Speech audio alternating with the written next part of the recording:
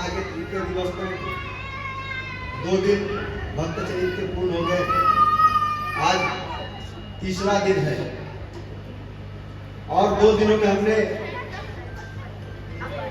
जो भक्तों के चरित्र का श्रवण कर अपने जीवन में जो एक आनंद की प्राप्ति की है, आगे 7 दिनों तक और ऐसा हमें सौभाग्य प्राप्त होगा।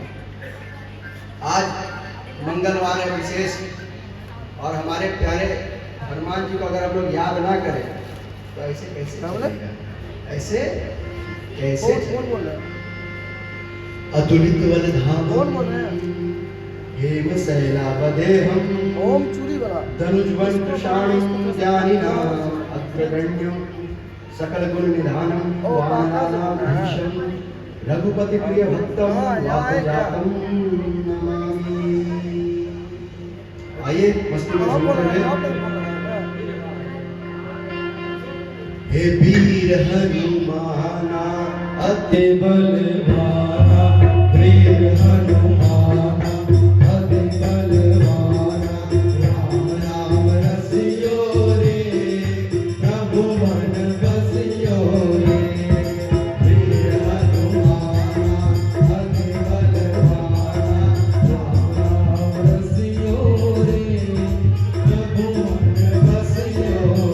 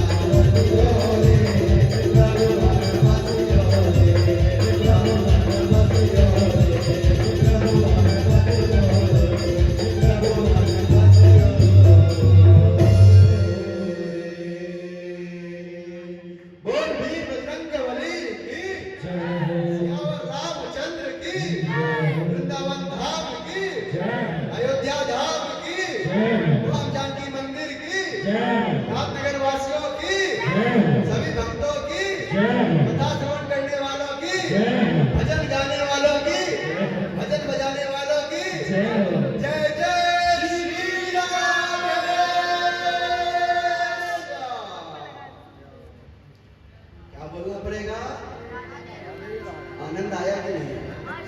वो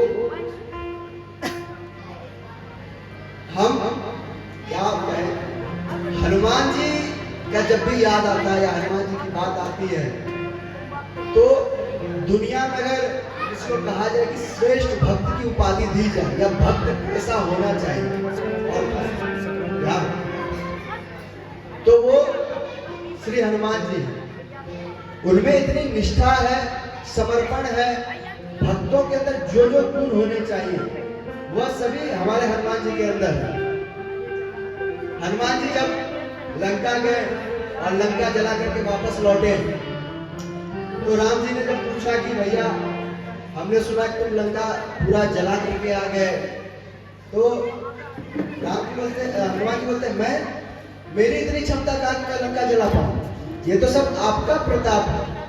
और वहीं पर अगर कलयुग के अगर हम लोग होते तो क्या बोलते, लंका के अगर कुछ एक काम करके आ जाए, अरे प्रभु क्या बताएं, हमारी पूंछ में आग लगा दिया था, बस हम थे, मार दिए पूरा लंका जला के खाक कर दिए।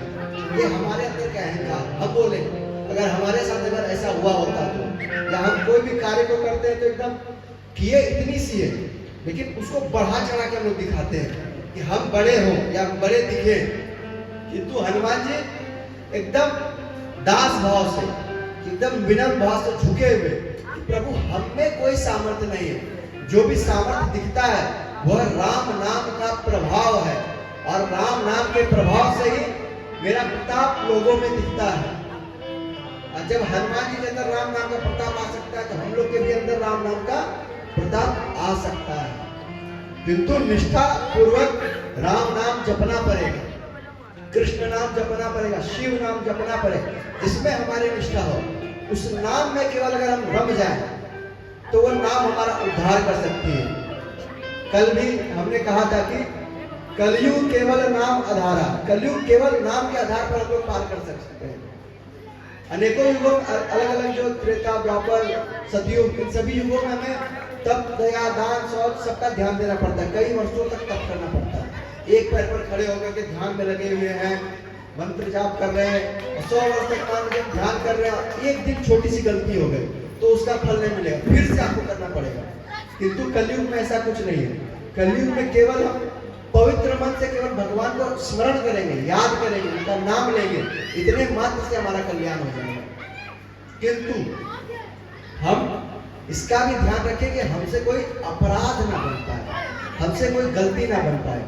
किसी मटकी में हम पानी भरे किंतु मटकी नीचे से फूटा हुआ हो तो पानी उसमें भरेगा, रहेगा, पानी निकल जाएगा। क्यों? क्योंकि नीचे से फूटा हुआ है। उसी प्रकार से अगर आप भजन कर रहे हैं लेकिन नीचे से अपने खूब गलत कार्य कर रहे हैं, जो चीज नहीं खाना चाहिए वो चीज खा रहे हैं, झूठ सच हमेशा जहां मिलो झूठ, आजकल तो झूठ लोगों का एक अहम अंग हो गया है। छोटी छोटी बातों में हम लोग झूठ बोल देते हैं घर पे, हाँ भैया कहाँ, अरे बस चौक पे है भैया, आपके पास आए थे कि हाथ उठाए भैया, भाई साहब घर पे बैठे हुए, इसे झूठ बोलने की क्या बात है? आप बोल देते कि हाँ हम घर पे हैं, थोड़ा सा विलंब हो गया, थोड़ा सा कुछ बोल देता, किंतु आप सत्यनिष्ठ तो रहते हैं। किंतु हमारी वाणी इतनी पवित्र हो चुकी है, मन इतना अपवित्र हो चुका है कि हर चीज में झूठ बोलना, जो ना खाने योग्य है वो खाना। बस हम अपने जीवन में कुछ चीजों को धारण कर ले कि केवल सत्य बोले, प्रयास करें। केवल सत्य तो कहना असंभव है, क्योंकि हम लोग बचपन से अभ्यास रखते हैं झूठ बोलने, और अभ्यास ऐसी चीज होती है कि जल्दी छूटती नहीं। इसलिए हम प्रयास करें अपने जीवन में कि जितना हो सके उतना अच्छा करने का प्रयास करें। तो पहले दिन हम लोगों ने भक्तिमती श्री मीराबाई के चरित्र का यशोगान किया था राजस्थान। कल हम लोग महाराष्ट्र प्रांत के भक्त श्री नामदेव जी की कथा श्रवण करी थी। आज श्री नरसिंह जी के चरित्र का श्रवण करेंगे। इनका जन्म गुजरात प्रांत के जूनागढ़ में हुआ था। नरसिंह जी के बचपन में ही जब वो 5 वर्ष की अवस्था में थे, उनके माता पिता का साया उनके सर से उठ चुका था और अपने बड़े भैया के साथ रहते थे, भैया और भाभी के साथ। भाभी और भैया के मन में लालच आ गई थी कि कहीं आगे चल के जो हमारा जमीन जायदाद है उसमें बंटवारा मांग लेगा, हिस्सा मांग लेगा। और नरसिंह जी बहुत सीधे थे, भोले थे, एकदम साधारण। जैसे हम लोग कभी कभी देखते हैं कि बहुत भोला इंसान होता है, उसको दुनियादारी से कोई लेना देना नहीं होता है, खाने को मिल जाए खा ले, बैठा है अपने में रमा हुआ है। तो नरसिंह जी भी बहुत भोले थे। एक दिन कहीं से घूम करके आए और भाभी जी से उन्होंने कहा कि भाभी जी एक गिलास पानी पी दीजिए, प्यास लगा है। भाभी जी मतलब गुस्सा और गुस्सा करके टोन पे बोलती है कि हाँ बड़ा काम करके आया, बहुत पैसा कमा के लाया है, ला रहे हो, पानी नहीं दूंगी तो तू जिएगा नहीं मेरे बिना। उनका अपमान किया और नरसिंह जी को बुरा लग गया। अब भाई और भाभी चाहती थी कि ये घर छोड़ के चला जाए, और ऐसा ही हुआ कि जहाँ अपमान हो वहां नहीं रहना चाहिए। अपमान हुआ और ये घर छोड़ करके चले गए। पास के जंगल में शिव जी की मंदिर थी और वहीं जाकर के वो पर गए। अपना सारा दुखड़ा जो था सब महादेव को सुना डाला। 7 दिनों तक नरसिंह जी वहीं भूखे प्यासे पड़े रहे।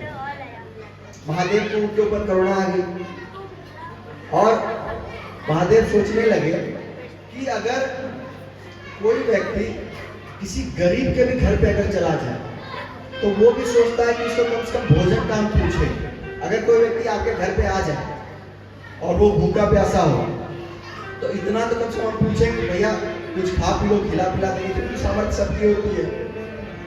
तो महादेव भी सोचे कि हम तो देवाधिदेव महादेव है, मेरा तो है कि हमको इसका भूख और प्यास सब मिटा देना चाहिए। तो महादेव सबसे पहले उसकी जो भूख प्यास थी उसको सर्वथा नष्ट कर दिया कि भूख प्यास लगे ही नहीं। फिर महादेव प्रकट भये कि 7 दिनों तक मेरी शरण में भूखे प्यासे। महादेव एक ऐसे हैं जो कि केवल 1 लोटा जल पे रीझ जाते हैं। 1 लोटा जल हर समस्या का हल। तो महादेव हमारे इतने भोले हैं कि उनकी उपासना में हमें बहुत विधि विधान की आवश्यकता नहीं है। केवल जल अपने, खास करके अगर बाबा पे जो भी जल चढ़ाते हैं तो प्रयास करें कि आप अपने घर का जल लेकर के जाएं। बहुत से लोग होते हैं मंदिर में गए, लोटा लेके मंदिर का ही जल लेके बाबा पे चढ़ा दिए। किंतु अगर आप अपने घर का जल ले जाके बाबा पे चढ़ाते हैं तो आपके घर की समस्या को बाबा नष्ट करते हैं। इसलिए महादेव को जल चढ़ाएं तो अपने घर का जल लेके चढ़ाएं। और हो सके तो अभी तो हम लोग क्योंकि गंगा किनारे ही रहते हैं तो गंगा जल चढ़ाएं तो और विशेष फल मिलता है। इसलिए बाबा को प्रतिदिन, चाहे आप किसी की भी उपासना करते हो, राम जी के, कृष्ण जी की, वैष्णव परंपरा से, पर बाबा को जल अवश्य चढ़ाना चाहिए। क्यों? इसलिए नहीं कि बाबा धन दौलत देते, बाबा की उपासना इसलिए भी करना चाहिए क्योंकि बाबा को कहा जाता है वैष्णवा नाम शंभो। सबसे बड़े जो वैष्णव है वो महादेव है। और जब महादेव की उपासना करते हैं तब हमें श्री श्याम सुंदर की, राम जी की प्रेम भक्ति प्राप्त होती है। इसलिए बाबा को जल अवश्य चढ़ाना चाहिए। तो बाबा प्रकट हुए, बोले वर मांगो, तुमको जो चाहिए वो तुम हमसे मांगो। अब आप लोग बताइए, आपके सामने अगर बाबा प्रकट हो जाए कि वर मांगो, क्या वर मांगो? हमारी क्षमता कहां तक जाएगी? बाबा एगो बड़का बंगला दे दीजिए, कोठी दे दीजिए, 4 पहिया गाड़ी दे दीजिए, कम से कम चलेंगे उसमें। एगो बंगला दे दीजिए, घर दे दीजिए, धन दौलत दे दीजिए कि जीवन भर खाए बैठ करके, सांसारिक वस्तु मांगे। नरसिंह जी इतने भोले थे कि वो कहते हैं बाबा हम तो मूर्ख आदमी है, हमको पता नहीं क्या मांगा जाता है नहीं मांगा जाता है। आपको जो प्रिय हो, जो आपको सबसे ज्यादा प्रिय हो वो चीज आप हमको दे दीजिए। अब बाबा फंस गए, सबसे प्रिय चीज मांगो। अब बाबा भी चिंता हम कर रहे कि हमारा सबसे प्रिय चीज है रास विहार, भगवान के रास में नित्य वृंदावन धाम में जाना और विहार लीला देखना। और अब वचन भी दे दिए कि वर मांगो, इसने बोला कि जो प्रिय है वो दो, अब ना दे तो हमारी बात मिथ्या हो जाएगी। बाबा ने बोला अच्छा ठीक है। तो बाबा त्रिलोचना सखी बनते हैं, गोपी बनते हैं और नरसिंह जी को भी गोपी बनाते हैं और नित्य वृंदावन धाम में जाते हैं। और एक बड़ा प्यारा भाव है कि जब पहली बार बाबा रास में जब जा रहे थे, मैया पार्वती तैयार हो रही थी कहीं जाने के लिए। बाबा पूछते हैं, पार्वती कहाँ जा रही है? तो पार्वती मैया बोलती है, मैं रास में जा रही हूँ। बाबा बोलते हैं, मैं भी चलूंगा रास में। तो वो अनोखा जो भाव है वो आप सबों के सामने मैं प्रस्तुत करता हूँ। एक दिना भोले भंडारी बन के ब्रज की नारी वृंदावन आ गए हैं, वृंदावन आ गए हैं।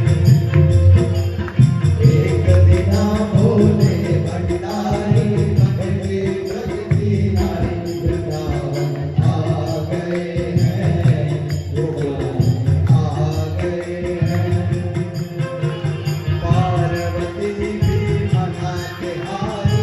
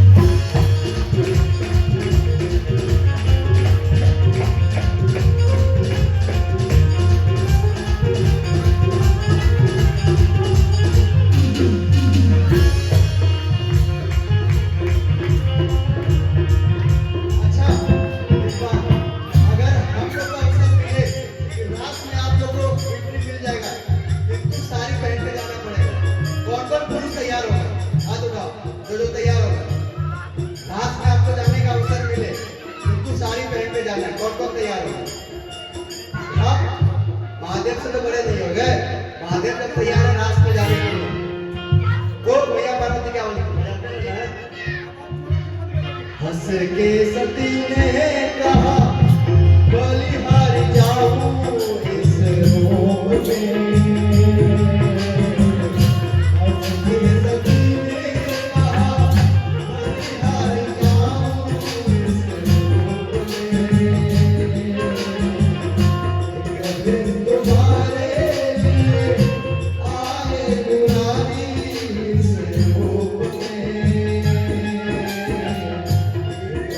तुम्हारे लिए आए मुरारी इस रूप में।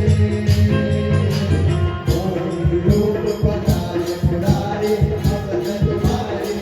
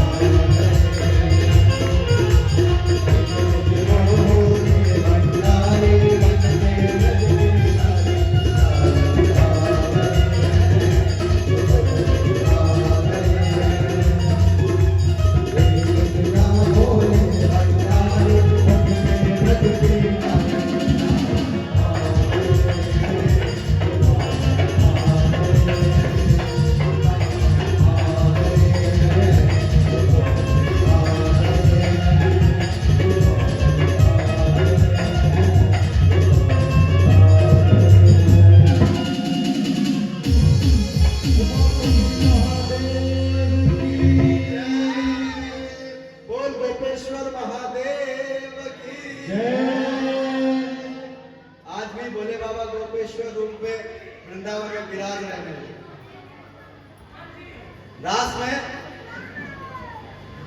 बाबा और नरसिंह जी दोनों सखी रूप धारण करके पहुंचते हैं। कृपया शांति बनाए रखें। रास में जब पहुंचे तो रास जो आभा थी, जो खूबसूरती थी, जो ध्वनि गूंज रहा था, जो वहां का आनंद बस बरस रहा था, नरसिंह जी देख के सुदबुद भूल गए और उस आनंद सागर में डूब गए। फिर बाबा ने उन्हें मसाल जलाने की सेवा प्रदान करी। तो इस रात में लोग मसाल करके प्रकाश दिखाओ और पीला रास चल रही है। ठाकुर जी का नजर पड़ा कि बाबा के साथ कोई आज नई सखी आई है। फिर कुछ समय बीता तब लगा बाबा को कि काफी समय हो गया, अब इसको वापस लेके चलना चाहिए। तो कहते हैं कि चलो चला जाए वापस। तब रास में जिसको अवसर मिल गया जाने का भगवान के सामने, वो चाहेगा कि वहां से वापस आए। चाहिएगा अगर आपको भगवान अगर मिल जाए, आप भगवान के पास चले जाए, आप चाहिए अपने भगवान को छोड़कर वापस आ जाए। तो वो नरसिंह जी तैयार नहीं हो कि कैसे जाए। तब ठाकुर जी स्वयं आते हैं उनके पास और बोलते हैं कि अब समाप्त, अब तुम जाओ और मेरे इस विहार रूप का सदैव तुम्हें ध्यान स्मरण रहेगा, और जब तुम्हारी इच्छा होगी मैं तुम्हें दर्शन देने आ जाऊंगा। और ये लोग करताल, इससे तुम कीर्तन करना मेरे नाम का। तो नरसिंह जी को करताल मिलता है। नरसिंह जी आंख बंद करते हैं, पुनः आंख खोलते तो अपने ग्राम में पहुंच जाते हैं। उसी गांव में एक छोटी सी झोपड़ी बनाकर रहने लगते हैं। उनका विवाह होता है, दो पुत्री एक पुत्र होते हैं। विवाह के बाद भजन कीर्तन करते हुए जीवन यापन कर रहे थे। बड़ी पुत्री का उन्होंने विवाह कर दिया। विवाह के बाद जहां विवाह हुआ था वहां की जो उनकी बिटिया की जो सास थी, उनको धन का अभिमान था कि मेरे पास धन बहुत है, तुम्हारे पिता के पास धन नहीं है। तो एक कार्यक्रम में वहां का एक रिवाज होता है, छुचुका ऐसे करके कुछ होता है, गुजराती है तो हमको समझ में नहीं आता है। उस रिवाज में बेटी के परिवार से जो सामग्री दी जाती है वो लेकर के जाया जाता है। तो वहां से खत भेजा गया कि आपकी बेटी के लिए शादी के बाद ये सामान चाहिए। तब आया चिट्ठी। बच्चे लोग तो कृपया जो यहाँ बैठे हैं वो शांति बनाए रखें, मेरा भी ध्यान भंग होगा कथा कहने में। जितने भी लोग हैं और जिनके भी बच्चे अपने बच्चे को अपने साथ में करके बैठे वो आपस अभी में व्यस्त हो रही है। कार्यकर्ता लोगों से लोग जितने भी घूम रहे थे या फिर खेल रहे थे उन्हें बैठा दें। क्या बोलना पड़ेगा? राधे राधे राधे राधे राधे राधे राधे राधे। एक जोर से राधे बोल, बंसी वारे की, खुशबान दुलारी की, बरसाने वाली की, जय जय श्री राधे। तो नरसिंह जी को पत्र आया। तो जो पत्र लेके आए थे उन्होंने कहा आपके नाम का पत्र आया है। तो पत्र के ऊपर लिखा था जय श्री कृष्णा। तो जैसे उन्होंने पढ़ा जय श्री कृष्णा, तो उन्होंने कहा ये जो पत्र है ठाकुर जी के आगे डाल दो, ये उनके नाम से आया, मेरे लिए थोड़ी आया। उन्होंने पढ़ा तक नहीं कि उसके अंदर पत्र में क्या लिखा है, और वो ठाकुर जी को चढ़ा दिया। समय आया कि अब जाना है सामान लेकर। तब क्या करें? तो दो बूढ़ी बैल लेकर के, बैलगाड़ी में लगा करके टूटी फूटी लेकर के वहां वो पहुंचे उनके ग्राम में, बिटिया के ग्राम में। और ग्राम के बाहर ही रुक करके संदेशा भिजवा दिया कि मैं आ गया हूं। तो जो बिटिया की सास थी उन्होंने सोचा कि इनको थोड़ा सा नीचा दिखाया है, तो उनको रहने के लिए टूटी फूटी झोपड़ी दे डाला गौशाला के पास। किंतु नरसिंह जी बहुत प्रसन्न हुए। पूछो क्यों? क्यों नरसिंह जी प्रसन्न हुए? क्योंकि जो भक्त होता है उसको एकांत प्रिय होता है कि एकांत में भगवान का चिंतन हो। अब सामूहिक रूप से बैठे हुए हैं, फिर वहां पर फिर चिंतन थोड़ी होता है, संसार की चिंता होती है। अब कोई बैठा है भजन माला लेकर के, अब सबके बीच में बैठा हो, पास में कोई बात करने लगेगा, अरे क्या बताएं हमारे जीवन में ये फिर वो बोलेगा अरे उसके यहाँ वो हो गया था, अरे उसका तो ये हो गया था, ये वो सब इति श्री रेवा करने सबको अध्याय समाप्त हो। फिर वो भजन में लग के जीवन की व्यथा हो जाती है, और कथा हमें जीवन की व्यथा से दूर करके भगवान में डालती है। एकांत जगह मिल गया, आराम से उस जगह को उन्होंने साफ किया और खूब भजन करने लगे। बिटिया आई मिलने के लिए कि पिता से क्या क्या लेकर के आए हैं, तो देखी तो पूरा बैलगाड़ी खाली। अब वो सोचने लगी कि आप नहीं आते तो कम से कम कह सकते थे कि किसी कारणवश नहीं आता, वरना सब सामान लेके आते हैं। अब आप आ गए हैं और सामान लेके नहीं आए हैं, तो हंसी तो होगी सो होगी, सास जो हमको सुनाएगी वो जीवन भर सुनते रहना पड़ेगा। और सास सास होती है, बहू बहू होती है। एक सास बहू की कथा याद आ रही है। नई नई शादी होकर के बहुरानी अपने ससुराल आई, तो अपने कक्ष में रूम में चौकी पे बैठी हुई थी। तब तक में सासू माँ एंट्री कर गई। जैसे सासू माँ को देखी तो तुरंत खड़े होकर उनका सम्मान करने लगी। आइए सासू माँ बैठिए। सासू माँ बैठ गए। सासू माँ बोला वाह बहुत संस्कारी बहू है। फिर उसने कहा अरे बहू मैं आए तो तू खड़ी क्यों हो गई? तो खड़ी हो गई इसलिए माँ क्योंकि जब बड़े आते तो खड़े हो जाना चाहिए और उनसे नीचे स्थान पर बैठना चाहिए। जब हमसे बड़े कोई हमारे सामने आते हो तो हमें उनसे नीचे स्थान पर बैठना चाहिए। बोले वाह बहू। तो बहुरानी जो थी उसे नीचे कुर्सी पे बैठ गई। बोले अच्छा बहू अगर मैं कुर्सी पे बैठ जाऊं तो तू कहाँ बैठेगी? बोले सासू माँ आप कुर्सी पे बैठिएगा तो हम नीचे बैठ जाएंगे। अच्छा बहू अगर हम नीचे बैठ जाएंगे तो तू कहाँ बैठेगी? तो वहां नीचे जो कारपेट बिछा हो जिसमें बैठे थे कारपेट में जाके भुइयां बैठ जाएंगे, आप कारपेट पे बैठ जाओ। अच्छा बहू अगर हम भुइयां बैठ गए तब तुम कहाँ? सास सास बहुरानी बहुरानी उन्होंने कहा कि खद्दा खान के नीचे बैठ जाऊंगा।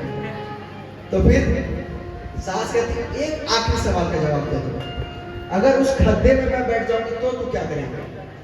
तो सासू माँ उस खद्दे को भर के झमेले खत्म कर दी। ना रहेगी सास और ना रहेगा झंझट बैठने का। तो ऐसे आप लोग नहीं, आप लोग तो बड़े सास ससुर का आदर करते हैं और करना भी चाहिए, सम्मान। यही हमारा संस्कार है कि हमारे माता पिता और सास ससुर का जितना हो सके उतना हमें आदर सत्कार सम्मान करना चाहिए। तो हास्य विनोद के लिए मैंने कहा। तो अब ये चिंता करने लगी बिटिया कि भैया हमारे जो है पिताश्री कुछ तो लेके आए नहीं है, अब क्या किया जाए? तो पिताश्री बोलते हैं बिटिया तू चिंता ना कर, तू जा अपनी सास के पास और कह गांव में किसके किसके लिए कौन कौन सी सामग्री चाहिए वो लिख करके लाए। बिटिया सोचते सोचते गई, पिताश्री कुछ तो सोचे होंगे।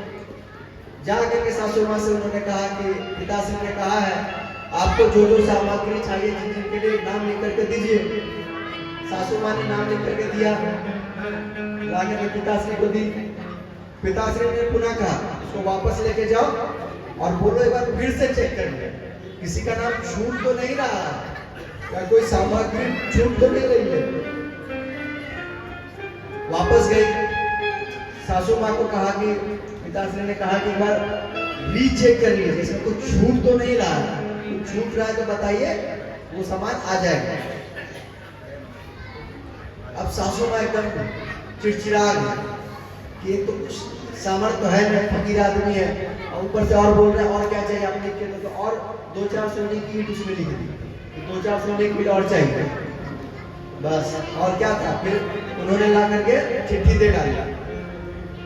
नर्स जी ने चिट्ठी ली। जिस कक्ष में वो रह रहे थे उस कक्ष में एक छोटा सा कोठरी था, उस कोठरी में वो चिट्ठी डाल के पर्दा लगा दिया और कीर्तन करने लगे। कीर्तन करते करते समय बीता और ठाकुर जी का ऐसा चमत्कार कि जो जो सामग्री लिखी हुई थी, जिस जिस की सामग्री लिखी हुई थी, सारी सामग्री वहां प्रस्तुत हो गई। अगले पूरे गांव में एकदम सोना चांदी कपड़े जंगरात जितने भी थे सब बांट डाले। अब सासू माँ ने देख के चौंक गई, भैया इसकी सामर्थ्य तो थी नहीं, इतना सामर्थ्य है कि फिर भी ये कहां से ला दिया। और बिटिया ने जब देखा पिता का चमत्कार तो पिता के फिर बेटी तो ऐसे भी माँ से ज्यादा पिता को प्रेम करती है और पिता भी बेटे से ज्यादा बेटी को प्रेम करते हैं। तो ये चमत्कार देख करके वो पिताजी के फिर पीछे लग गए। अच्छा सारे गांव वालों को मिल गया, किंतु एक जो गांव वाली थी पड़ोसी उसका नाम रह गया। तो किसी ने कहा कि तू मेरा सामान ले ले, तो बोले नहीं, जिसने सबको दिया उससे ही हमको चाहिए। तो भैया सबको जो दिया तो बिटिया पहुंची पिता के पास की पिताश्री सबको तो मिल गया पर एक रह गई, उसको भी दिया जाए। तो बोले बिटिया ठीक है। फिर उन्होंने ठाकुर जी से प्रार्थना किया, ठाकुर जी उसके लिए भी बस इत्यादि सब दी। बार बार कथा में ऐसा प्रसंग आ रहा है कि भक्त जो होते हैं भगवान के भरोसे होते हैं और वो सांसारिक चिंता नहीं करते हैं, भगवान उनकी चिंता करते हैं। भैया इसकी सांसारिक जो भी इच्छाएं या जो भी सामग्री उपयोगी है या आवश्यक है उसकी पूर्ति भगवान कर देते हैं। नरसिंह जी के पास तो कुछ था नहीं, सामर्थ्य कुछ है नहीं, फिर भी किसके बल पर वो अपने बिटिया के घर गए? ठाकुर जी के बल पे, जिनका नाम कीर्तन वो करते हैं, जिनकी पूजा वो करते हैं। और हम अपने बल पे जीते हैं कि हम हैं तो संसार चल रहा है, हम नहीं है तो संसार बंद हो जाएगा। जैसे हम ही संसार को चलाने वाले हैं ऐसा हम मान बैठते हैं, किंतु ऐसा है नहीं। इसलिए हम लोग अहम शून्य होकर के प्रयास करें कि जितना हो सके भजन में अपना मन लगाए। अब आज तीसरा दिन कथा चल रहा है, 2-3 तो भक्तों के हम लोग ने भक्त चरित्र श्रवण करी। कितने लोग हैं जिनके हृदय में भक्त के प्रति अब भक्ति जागृत हो रही है? किस किस के हृदय में लग रहा है कि मैं बात तो सही हो रही है, हमको भी भजन करना चाहिए, या भगवान पर भरोसा धीरे धीरे दृढ़ हो रहा है? सत्संग आदमी क्यों सुनता है? ज्ञान के लिए, वैराग्य के लिए। ये तो दूसरी बात है। सबसे पहले आती है भक्ति। भक्ति के ही पुत्र हैं ज्ञान और वैराग्य। जब भक्ति जहां दृढ़ हो जाएगी वहां ज्ञान और वैराग्य स्वतः ही आ जाएगा। किंतु अगर हम ज्ञानी हैं तो ये आवश्यक नहीं कि आप भक्त हो जाए। आप वैरागी हैं, इसका भी अर्थ नहीं हो सकता है आपके अंदर दृढ़ भक्ति आ जाए। किंतु अगर आप भक्त हैं तो आपके अंदर ज्ञान भी आ जाएगा और वैराग्य भी आ जाएगा। इसलिए भक्ति महारानी का हमें अवश्य पूजन करना चाहिए। और जब भक्तमान जिनकी हम कथा श्रवण कर रहे हैं उसका प्रारंभ भी होता है, भक्त भक्ति भगवंत गुरु चतुर नाम बपु एक, इनके पद वंदन किए नासत विघ्न अनेक। भक्त, भक्ति, भगवंत और गुरु, ये चार बपू दिखते तो चार अलग ही हैं, किंतु चारों एक दूसरे से जुड़े हुए हैं। और जो इनकी चरण शरण ग्रहण करता है उसके जीवन का विघ्न विनाश कर डालते हैं भगवान। इसलिए जो भक्त होगा उसके जीवन में भक्ति आएगी। भक्ति किसके माध्यम से आएगी? गुरुदेव के माध्यम से आएगी। जीवन में गुरुदेव आएंगे तो गोविंद भी आएंगे, ये बात तय है। लेकिन कब? जब हम गुरु पर विश्वास करेंगे और गुरु की बात मानेंगे। किंतु हम लोग तो ऐसे, भैया गंगा गए तो गंगादास, जमुना गए तो जमुनादास, इस गुरु के पास गए इनकी बात माने। अरे वहां वाले जो गुरु जी हैं उनका चमत्कार बड़ा कमाल का है, एक बार जाते हो बस तुम्हारी सारी समस्या हल हो जाती है। बस तुरंत गुरु चेंज, नए गुरु के पास, फिर कुछ समय उस गुरु के पास रहे, फिर लगा कि आप इन गुरु से बोर हो गया, नया गुरु।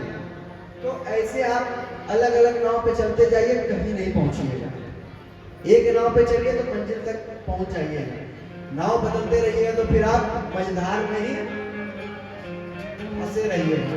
इसलिए हमारा प्रयास ऐसा रहे कि हम एक जीवन में गुरु को बनाएं और उस गुरु की जो आज्ञा है उसको जीवन का लक्ष्य मानते हुए, उस आज्ञा का पालन करते हुए जीवन का निर्वाह करें। और अच्छा, सबरी मैया बहुत बड़ी तो पंडित पुजारी तो थी नहीं, एक साधारण सी थी, किंतु राम जी स्वयं उनको दर्शन देने क्यों क्यों आए? बताओ, कोई बता सकता है? क्योंकि वो गुरु की सेवा में लिप्त थी। अपना संपूर्ण जीवन गुरु के सेवा में उन्होंने निछावर कर दिया था। और इसी बात से गुरु प्रसन्न होकर के उन्होंने उन्हें वरदान दिया कि एक दिन तुम्हें, संसार राम के पास जाती है पर राम तुम्हें ढूंढते हुए आएंगे। और माता सबरी को राम जी दर्शन देने आए। ऐसे कई चरित्र मिल जाएंगे जिसमें गुरु की कृपा से भक्त को गोविंद का दर्शन होता है। और हमें भी हो सकता है, किंतु हम अपने गुरु पर विश्वास करें।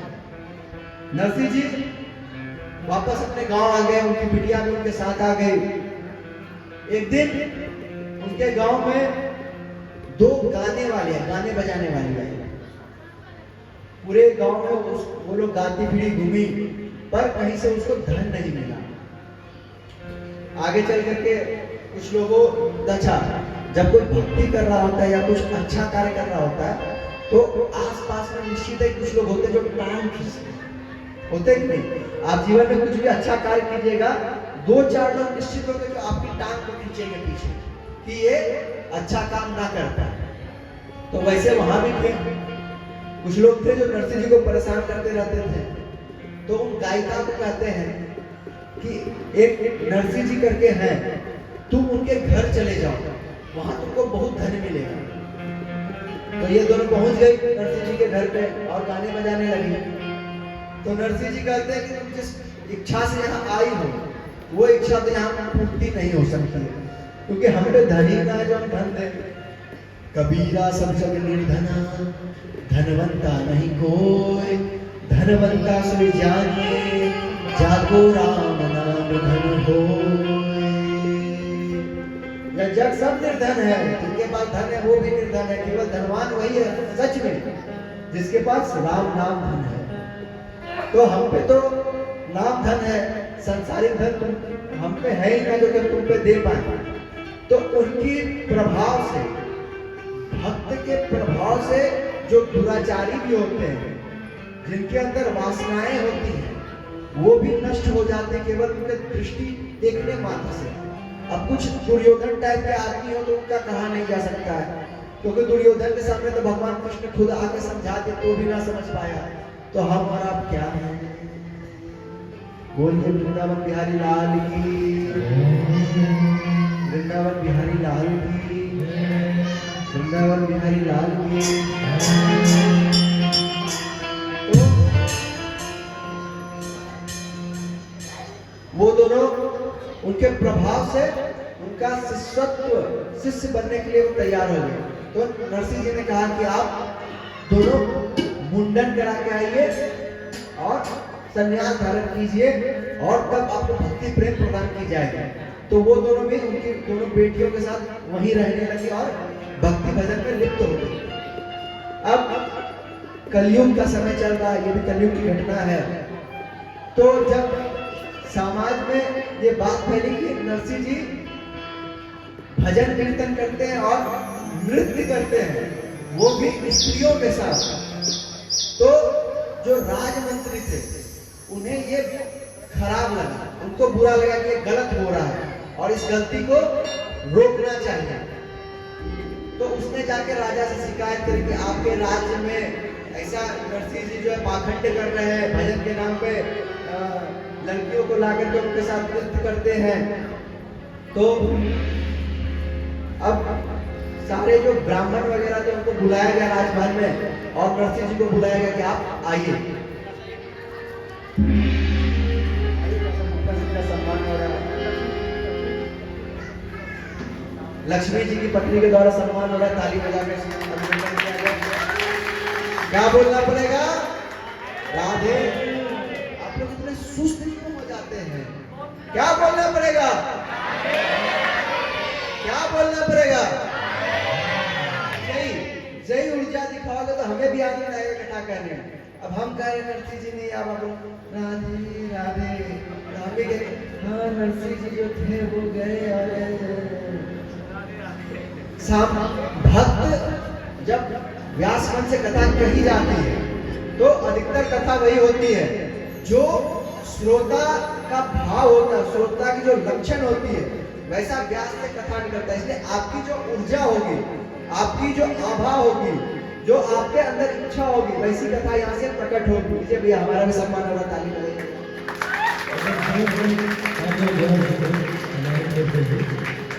क्या बोलना पड़ेगा?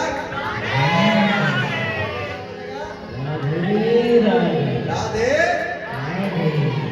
तो राजमहल में पहुंचा गया, नरसिंह जी राजमहल में पहुंचे, आसन ग्रहण किए। सभी ने कहा कि नरसिंह जी आप भगत हैं और भगत को ये शोभा देता है कि आप स्त्रियों के साथ भजन में नृत्य करते हैं। तो नरसिंह जी कहते हैं शास्त्र में कहाँ वर्णन है कि भजन कीर्तन में स्त्री और पुरुष का भेद हो। ये तो हमारी और आपकी दृष्टि है जो स्त्री पुरुष का भेद करता है, वरना सभी आत्मा है और केवल एक परमात्मा है। इस भाव से अच्छा, रास में भी कई लोग दुर्बुद्धि निकालते हैं। क्यों? क्योंकि हमारी बुद्धि मलिन है। हम लोग संसार में वासना देखते, किंतु रास उपासना है। पूरे संसार में केवल परमात्मा ही पुरुष है, बाकी सभी स्त्री है। केवल एक जैसे अभिनय होता है, एक रंगमंच पर कोई पुरुष होता है जो स्त्री का अभिनय करता है, कोई स्त्री होती है जो पुरुष का अभिनय करता है, किंतु सांसारिक दृष्टि से स्त्री स्त्री होती है, पुरुष पुरुष होता है। उसी प्रकार से इस पृथ्वी पर हम लोग एक एक सबको रोल अभिनय दिया गया है कि किसी को पुत्र का अभिनय करना है, किसी को बेटे का अभिनय करना है, किसी को पत्नी का अभिनय करना है। और उस अभिनय को करते हुए हमें ये लीला समाप्त करनी है, किंतु हम करते क्या है, अभिनय में इतना डूब जाते हैं कि हम जो हैं वही हम भूल जाते हैं कि हम वास्तव में है कौन। ये शरीर को हम मैं मानते कि भैया ये हम हैं, किंतु जब ये जल जाता है तो हम कहाँ जाते हैं, या फिर इस शरीर से जब हम निकल जाते हैं, मृत्यु उपरांत शरीर तो रहता है, पर शरीर से क्या निकल जाता है कि शरीर कुछ बोल नहीं पाता, चल नहीं पाता है। यानी शरीर तो हम नहीं थे, उसके अंदर जो था वो हम हैं। तो जीवन, हमारे जीवन का सबसे बड़ा प्रश्न यही है, मैं कौन हूं। जिस दिन इसको हम जान जाएंगे और अपना लेंगे, उस दिन हमारा कल्याण है।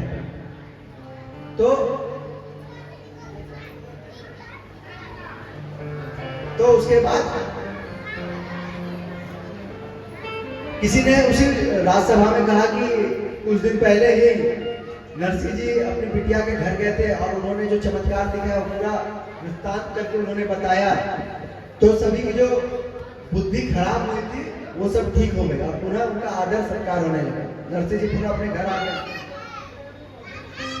नरसिंह जी ये विशेष कथा आती है कि नरसिंह जी बहुत अच्छा गाते थे, और नरसिंह जी जब मंदिर में केदार राग गाते थे तो ठाकुर जी जो माला पहने हुए रहते थे वो माला खुल के नीचे आ जाती थी और नरसिंह जी वो धारण कर लेते थे।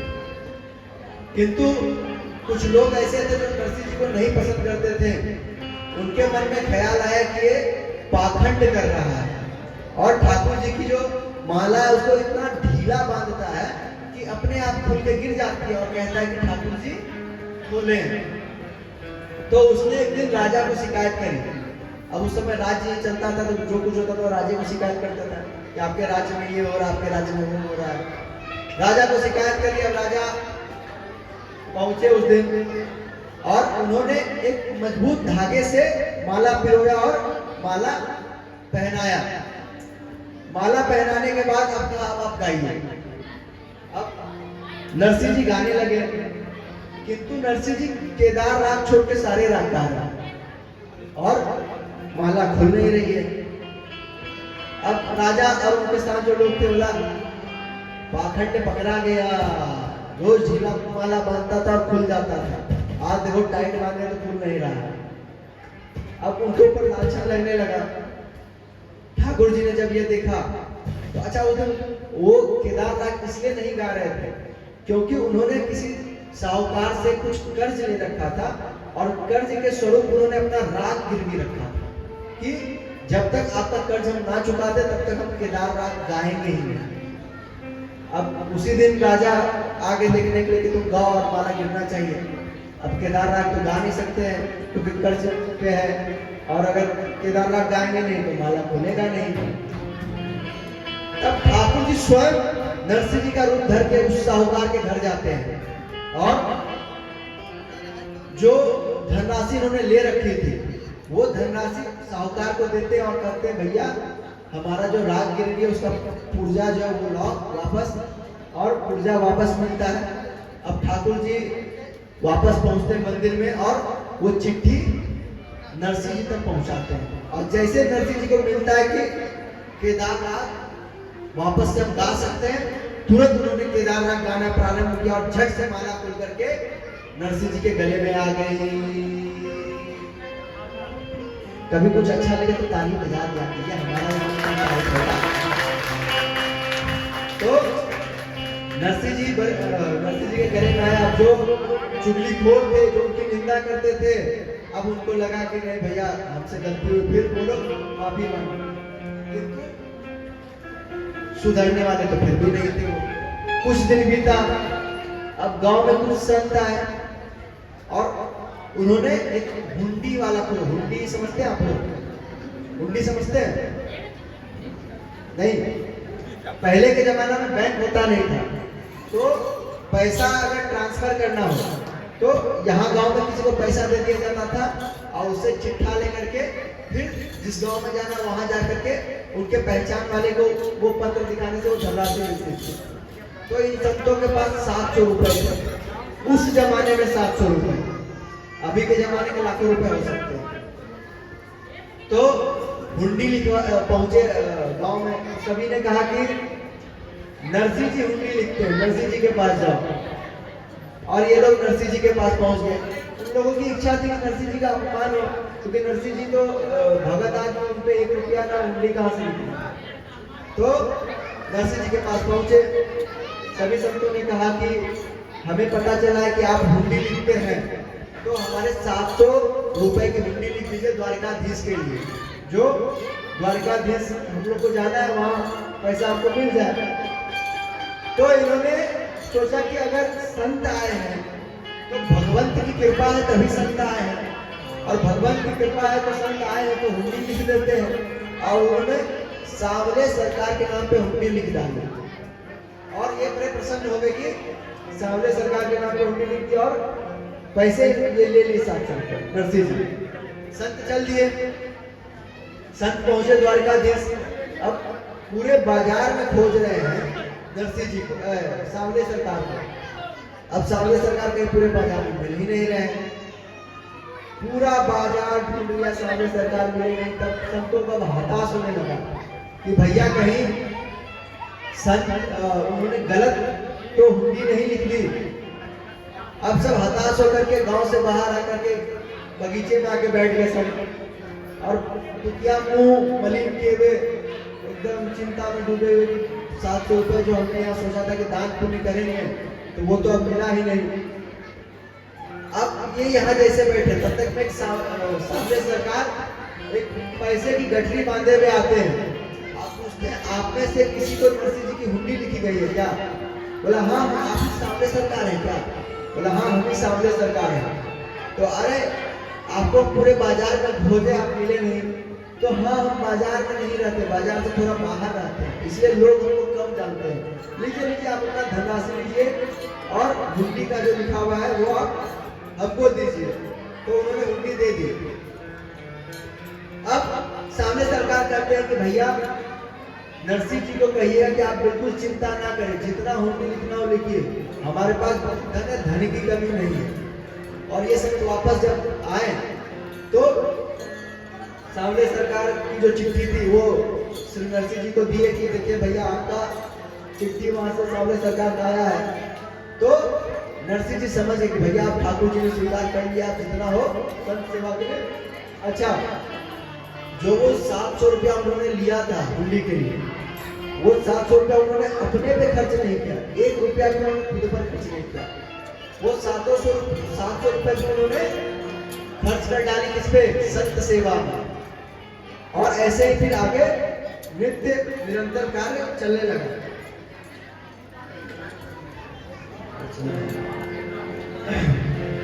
आगे श्री नरसिंह जी के बेटे के विवाह की कथा आती है। पूरे ध्यान पूर्वक सब सुनेंगे, सर आती है, इसके बाद माता श्री बोलेंगी। एक दिन एक ब्राह्मण के कन्या का विवाह के लिए उनके पुरोहित जूनागढ़ में आए। ध्यान से सुनिएगा, विवाह की बात है। जूनागढ़ में आए, सभी उनके लिए जो उनके बेटे क्षमा चाहिए, और ब्राह्मण की बेटी के लिए बेटे खोजने के लिए वो निकले थे। कई लड़कों को उन्होंने देखा पर पसंद नहीं आया। फिर किसी से पता चला कि नरसिंह जी का एक बेटा है जो विवाह योग्य है। पहुंचे वो नरसिंह जी के पास। नरसिंह जी के पास पहुंचे और उनके जब बेटे को देखा तो तुरंत उन्होंने अपने चंदन तिलक लिया और तिलक कर दिया कि आप ही से ब्राह्मण की बेटी का विवाह तय होगा। क्या बोलना पड़ेगा? राधे राधे राधे। राधे। तो तिलक कर दी और वापस पहुंच गए कि ब्राह्मण जो थे उनको बताया कि आपके बेटी का विवाह हमने नरसिंह जी के बेटे के साथ तय कर दिया। अब जो ब्राह्मण थे वो थे धनी, नरसिंह जी थे गरीब। नरसिंह जी ने तो पहले ही कह दिया भैया हम गरीब आदमी, उनकी वो अमीर आदमी और रिश्तेदारी जो होता है वो बराबरी वालों से होता है। तो इन्होंने कहा कि मैं जिम्मेदारी लेता हूँ, तो वो आपके बेटे के साथ उनकी बेटी का विवाह होगा। जब ब्राह्मण को ये बात पता चली कि नरसिंह जी के बेटे के साथ विवाह तय हुई है और वो निर्धन है, उनके पास धन नहीं है, तो इनको बड़ा दुख हुआ। इन्होंने कहा कि नहीं, आपके रिश्ता तोड़ दीजिए, मना कर दीजिए उनसे। तो पुरोहित थे, उन्होंने कहा कि ये मेरा अंगूठा काट लीजिए, तब हम मना करेंगे, क्योंकि यही अंगूठा ने तिलक किया है, इस अंगूठा को काटे तभी मना कर पाएंगे। हमने जब तिलक किया तो हमने कुछ सोच समझ कर किया था ना, हमने कुछ सोचा होगा तभी तो हमने किया। यह दोनों की जोड़ी बहुत उत्तम है, आप चिंता ना करें। तो फिर ब्राह्मण ने भी सोचा कि भाग्य में जो होगा वही मिलेगा, भाग्य तो बदला नहीं जा सकता है, जीवन मरण और विवाह तीनों तय रहता है पहले से। तब विवाह का तिथि नजदीक आने लगी।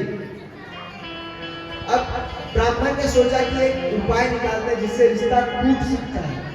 तो क्या उपाय निकाला उन्होंने?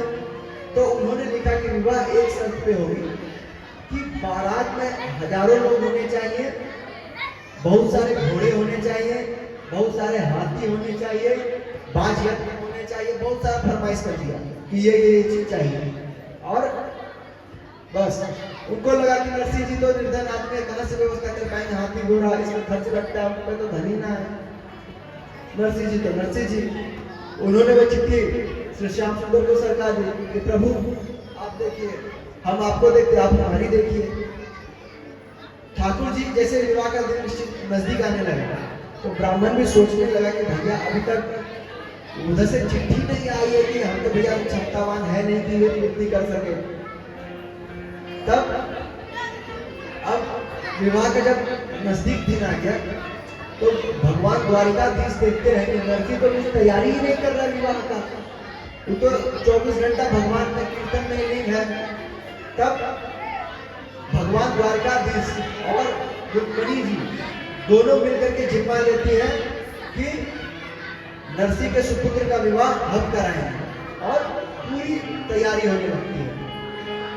विवाह के लिए जब नरसिंह जी निकलते हैं तो केवल 5 लोग को लेकर निकलते, केवल 5 लोग को लेकर निकलते। और जैसे जैसे आगे बढ़ने लगे धीरे धीरे अलग अलग रास्ते से अलग अलग लोग आकर के उनके साथ जुड़ने लगे। धीरे धीरे हाथी घोड़ा बैंड बाजा सब व्यवस्था होने लगा। पुरोहित ने जाकर के कहा ब्राह्मण से कि तैयारी प्रारंभ की जाए, बारात आ रही है। तो बारात आ रही है, चलो कहाँ दिख रहा है बारात? मुझे तो दिख नहीं रहा। बोला सामने वाली पहाड़ी पे चलिए, वहां से दिख रहा है। सामने वाली पहाड़ी पे गए, जब उन्होंने देखा कि जहां तक मेरे किलोमीटर तक लोग बाराती आ रहे हैं, अब ये चिंता में पड़ गए कि भैया हमने सोचा था कि हम कहेंगे इनसे कि कुछ लोग को लेके आइए तो शायद नहीं आएंगे, अब इतने लोग लेके आके उनकी व्यवस्था कहाँ से करेंगे? हम पे तो इतना धनी ना है कि व्यवस्था कर पाए। ग्राम के नजदीक पहुंचे, उन्होंने टेंट लगाया और भिजवाया चिट्ठी कि भैया हम लोग पहुंच गए हैं, कार्यक्रम प्रारंभ किया जाए। और अब ब्राह्मण देव सोचने लगे कि कहां से पहुंचता कि जब पुरोहित के चरणों में आके पहुंचे कि पुरोहित जी कृपा कीजिए। अच्छा, एक कथा यहाँ पे छोटी सी दृष्टांत। एक बार क्या हुआ कि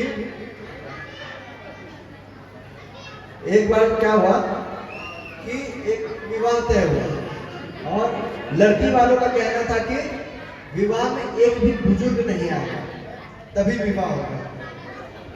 तो जो लड़का था वो सोचा कि अब लड़की पसंद आ गई तो विवाह करने हैं, पहुंचा बारात लेके।